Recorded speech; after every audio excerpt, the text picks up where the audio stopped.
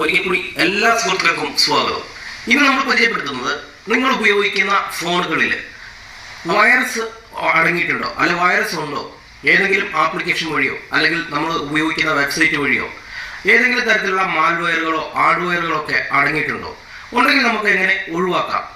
നിങ്ങൾക്ക് ആർക്കെങ്കിലും ഫോൺ നിങ്ങൾ ഉപയോഗിക്കുന്ന ആദ്യം നിങ്ങൾ ഫോൺ മേടിച്ചപ്പോഴുള്ള ആ ഒരു പെർഫോമൻസ് ഒന്നും ഇപ്പോൾ ഫോണിൽ കിട്ടുന്നില്ല, ഫോൺ പെട്ടെന്ന് ഹാങ് ആയി പോകുന്ന ആ ഒരു പ്രോബ്ലം ഉണ്ടെങ്കിൽ, നിങ്ങളുടെ ബാറ്ററി പെട്ടെന്ന് തീരുന്ന ആ ഒരു പ്രോബ്ലം ഉണ്ടെങ്കിൽ, അല്ലെങ്കിൽ നിങ്ങളുടെ ഫോണിൻ്റെ ഇൻ്റർനെറ്റ് സ്പീഡ് വളരെ കുറവായിട്ട് തോന്നുന്നുണ്ടെങ്കിൽ, ഇൻ്റർനെറ്റ് സ്പീഡ് കുറയുന്നുണ്ടെങ്കിൽ, ഇൻ്റർനെറ്റ് വളരെ വേസ്റ്റായി പോകുന്നുണ്ട്, നമ്മൾ ഉപയോഗിക്കാതെ തന്നെ ഒരുപാട് ഇൻ്റർനെറ്റ് അധികമായിട്ട് വേസ്റ്റായി പോകുന്നുണ്ടെങ്കിൽ, ഇങ്ങനെയുള്ള പ്രശ്നങ്ങളൊക്കെ നിങ്ങളുടെ ഫോണിൽ എന്തെങ്കിലുമൊക്കെ ഉണ്ടെങ്കിൽ, പിന്നെ നമ്മൾ ഫോൺ ഒരു ആപ്ലിക്കേഷൻ എടുക്കുന്ന സമയത്ത് മറ്റൊരു ആപ്ലിക്കേഷൻ ഓൺ ആവുക, ഡിസ്പ്ലേയിൽ അനാവശ്യമായിട്ട് ഇടയ്ക്കിടയ്ക്ക് ആഡ്സുകൾ പരസ്യങ്ങളൊക്കെ വന്നുകൊണ്ടിരിക്കുക, അങ്ങനെയുള്ള പ്രശ്നങ്ങളൊക്കെ നിങ്ങളുടെ ഫോണിൽ തോന്നുന്നുണ്ടെങ്കിൽ നിങ്ങളുടെ ഫോണിൽ ഏതെങ്കിലും തരത്തിലുള്ള വൈറസുകൾ കയറിയിട്ടുണ്ടാവും.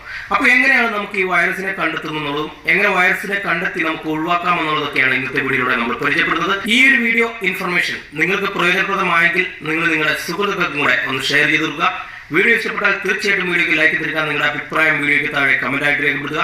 അതുപോലെ ഇതുപോലുള്ള അറിവുകൾ ഡെയിലി ലഭിക്കുവാനായിട്ട് നമ്മുടെ ചാനൽ ഒന്ന് സബ്സ്ക്രൈബ് ചെയ്ത് അവർക്കൊപ്പം പ്രസ് ചെയ്ത് ഓൾ നോട്ടിഫിക്കേഷൻ എനേബിൾ ചെയ്ത് വെച്ചാൽ അപ്ലോഡ് ചെയ്യുന്ന സമയത്ത് തന്നെ നോട്ടിഫിക്കേഷൻ ആയിട്ട് ലഭിക്കുന്നതായിരിക്കും. My name is Nishad. Welcome back to my video blog.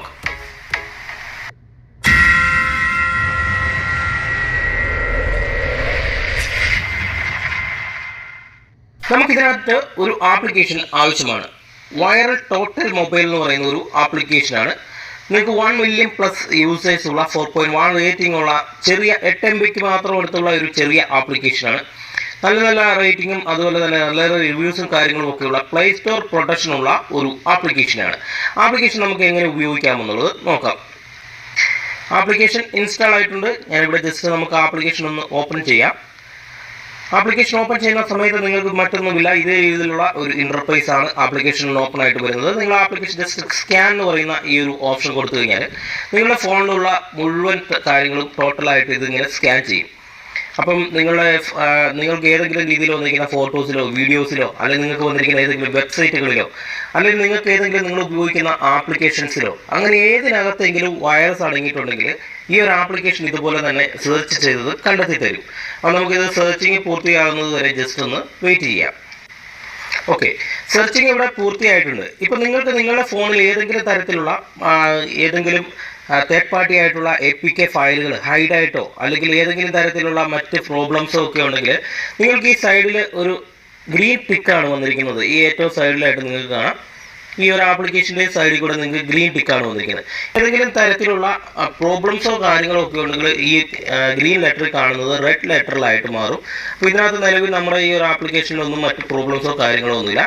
അതുപോലെ സിസ്റ്റം ആപ്പ് എന്ന് പറയുന്ന ഒരു ഓപ്ഷൻ ഉണ്ട്. അതിൽ നിങ്ങൾക്ക് ചെക്ക് ചെയ്താലും നിങ്ങളുടെ ഫോണിൻ്റെ ഹാർഡ്വെയർ സിസ്റ്റത്തിലോ അല്ലെങ്കിൽ നിങ്ങൾക്ക് ആപ്ലിക്കേഷൻസിൽ അല്ലെങ്കിൽ നമ്മുടെ ബാറ്ററി പവറിങ്ങിലോ ഏതെങ്കിലും സിസ്റ്റത്തിൽ ഇതുപോലെ മാൽവെയറുകളോ അല്ലെങ്കിൽ ഹാർഡ്വെയറുകളോ അല്ലെങ്കിൽ ആ തരത്തിലുള്ള വൈറസുകളോ ഒക്കെ അടങ്ങിയിട്ടുണ്ടെങ്കിൽ നമുക്ക് കണ്ടുപിടിക്കാനായിട്ട് സാധിക്കും. സിസ്റ്റത്തിൻ്റെ മുഴുവൻ കൺട്രോൾ ചെയ്യുന്ന ആപ്ലിക്കേഷൻസ് ഒക്കെയാണ് ഇത്. ബ്ലൂടൂത്തിങ്ങും അതുപോലെ തന്നെ ബ്രോക്കൺ അതുപോലെ ഒരുപാട് ഓപ്ഷൻസ് നമുക്കിവിടെ കാണാം. ഇതിനകത്തൊന്നും നമുക്ക് മറ്റെന്തെങ്കിലും പ്രശ്നങ്ങളുണ്ടെങ്കിൽ നമുക്കിങ്ങനെ കോൾ ചെയ്യുന്ന സമയത്ത് നമുക്ക് ഈ ഫോണിൽ കറക്റ്റായിട്ട് അറിയാനായിട്ട് സാധിക്കും.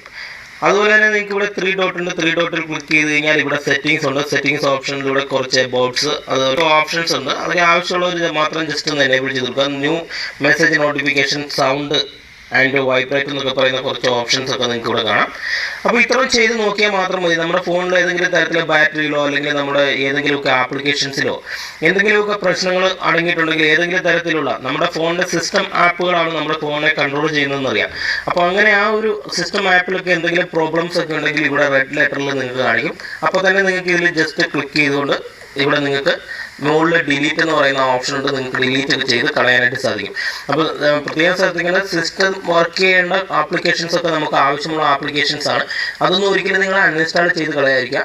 പിന്നെ ഏതെങ്കിലും തരത്തിൽ ശരിക്കും ചിലപ്പോൾ ഇതേ രീതിയിൽ ആൻഡ്രോയിഡിൻ്റെ സിമ്പിളൊക്കെ ആയിട്ട് ഡ്യൂപ്ലിക്കേറ്റ് ആപ്ലിക്കേഷൻ കാണും. കാരണം തേർഡ് പാർട്ടി ആയിട്ടുള്ള APK ഫയലുകളൊക്കെ ഹൈഡ് ചെയ്ത് വെച്ചിട്ടുണ്ടാവും.